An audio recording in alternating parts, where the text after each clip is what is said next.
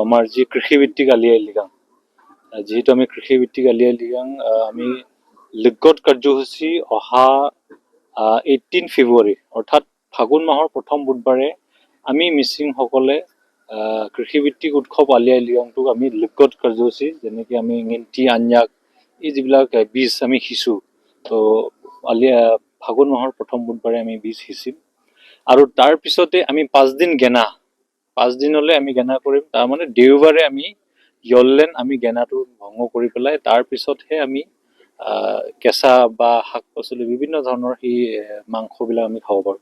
কিন্তু প্ৰথমতে আমাৰ এটা নিয়ম আছে যে আমাৰ এটা লিমাং ডয়িং বুলি কয়, যিটো আলি আই লৃগাঙৰ এটা আখ্যান এটা আছে, য'ত আমাৰ বিন্যাত আবাঙৰ পৰা আলি আই লৃগাংটো কেনেকৈ উৎপত্তি হৈছে সেই গোটেই কথাবিলাক আছে।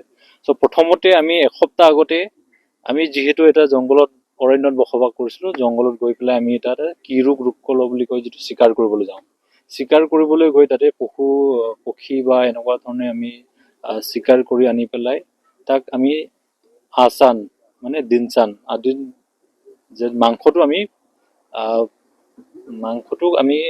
শুকোৱা মাংস আমি কেঁচা মাংস খাব নাপায় বুলি কয়। আমাৰ প্ৰথম বুধবাৰে লিগত কৰাৰ 5 দিনৰ ভিতৰত আমি 5 দিন গেনা কৰিব লাগে।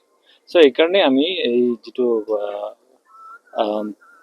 মানে কেঁচা যিটো সামগ্ৰীটোৰ পৰা বৰ্জন কৰি পেলাই আমি এইটো কি কয় পোৰা মাংস বা এনেকুৱা ধৰণৰ সেই গোটেই খাদ্যটো আমি গ্ৰহণ কৰোঁ।